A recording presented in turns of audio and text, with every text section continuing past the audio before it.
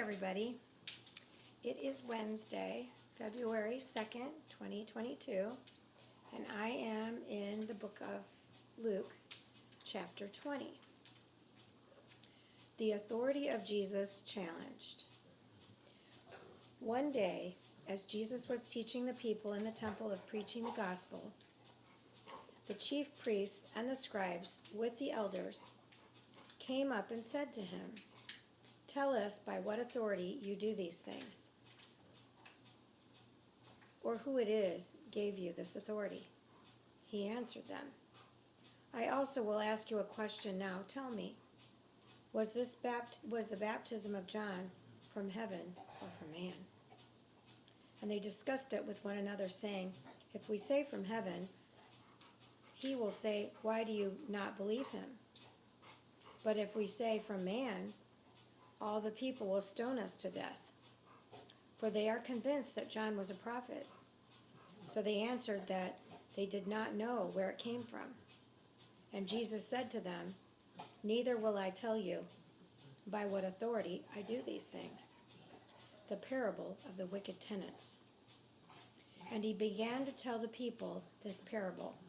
A man planted a vineyard and let it out to tenants and went into another country for a long while. When the time came, he sent a servant to the tenants so that they would give him some of the fruit of the vineyard. But the tenants beat him and sent him away empty-handed. What the frick? And he sent another servant,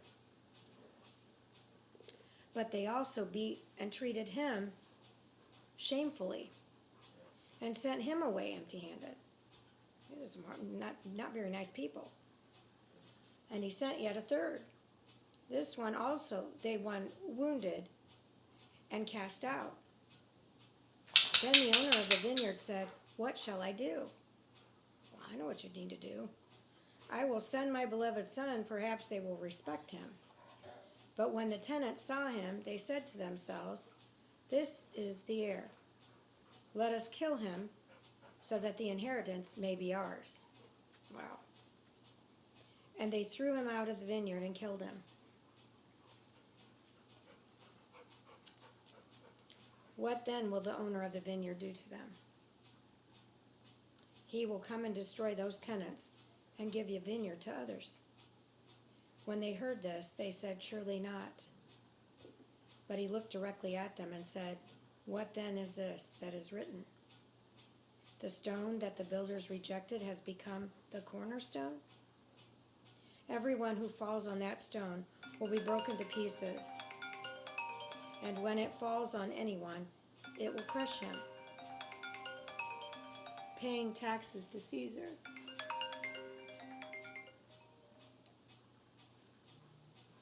The scribes, forgot to turn my ringer off from earlier today.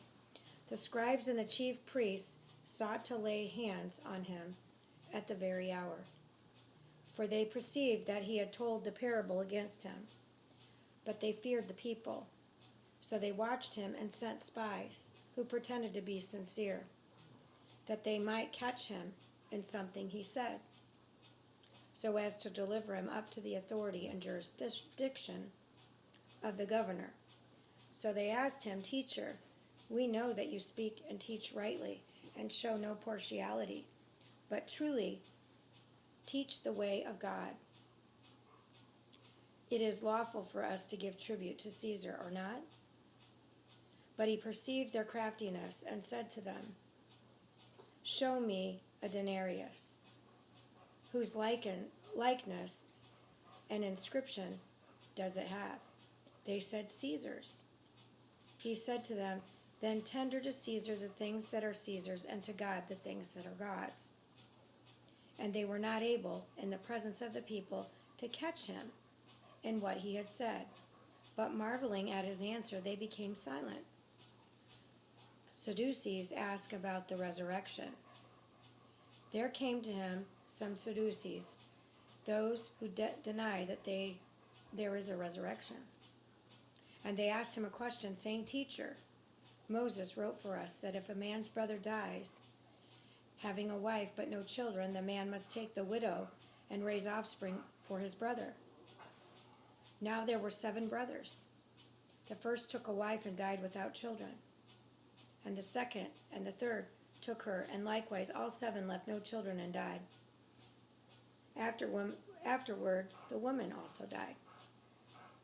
In the resurrection, therefore, whose wife will the woman be? For the 7 had her as wife. And Jesus said to them, the sons of the age marry and are given in marriage. But those who are considered worthy to attain to that age and to the resurrection from the dead neither marry nor are given in marriage. For they cannot die any more, because they are equal to angels and are sons of God, being sons of the resurrection. I need to read that again.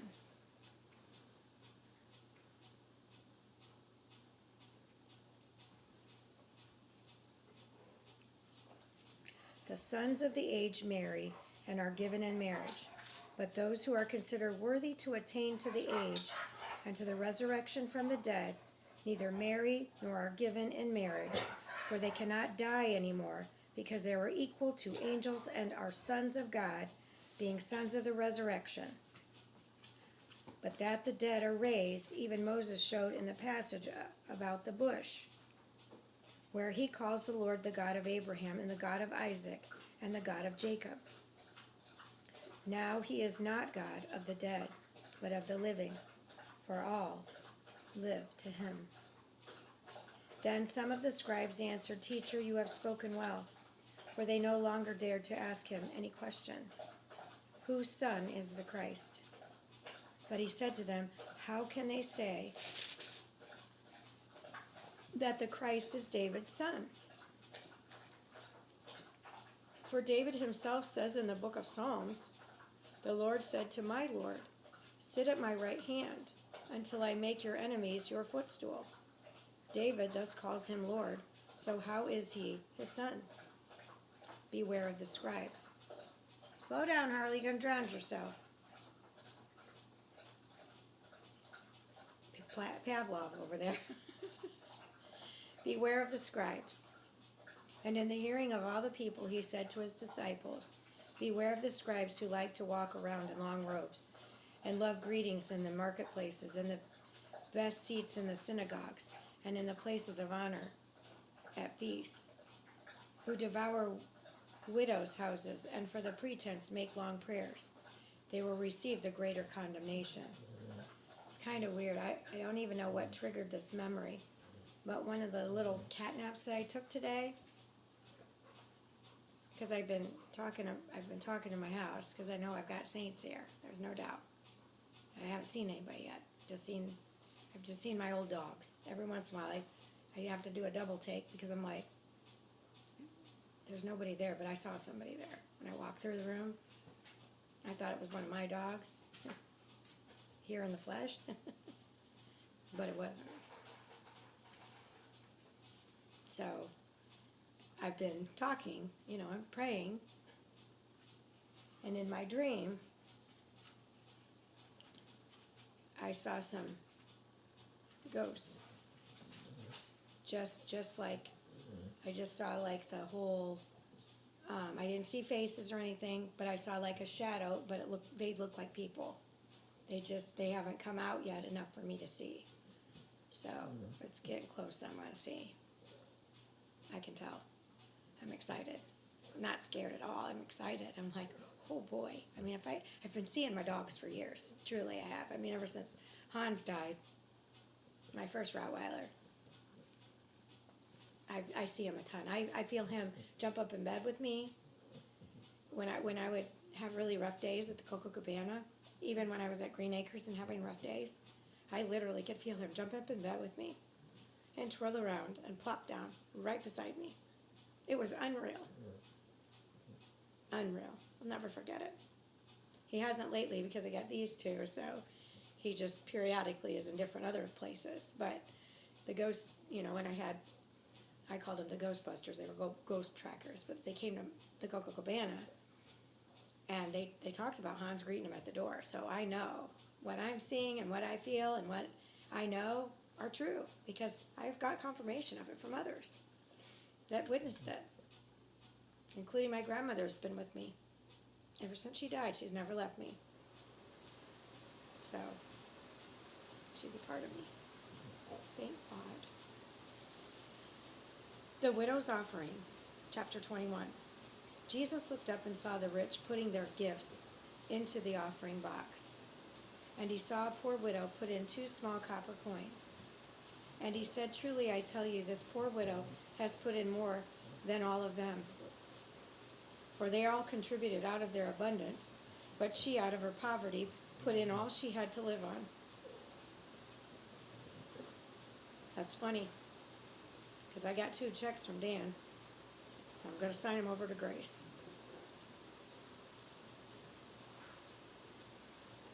It's the only money I make, but I'm giving it to the church. That's what I'm doing with it. Because it's my money. I don't have a lot. But why not? It's what he wants. Share the wealth. Even if you're poor. Jesus foretells destruction of the temple. And while some were speaking of the temple, how it was adorned with noble stones and offerings, he said, "As for these things that you see, the days will come when there will not be left here one stone upon another that will not be thrown down."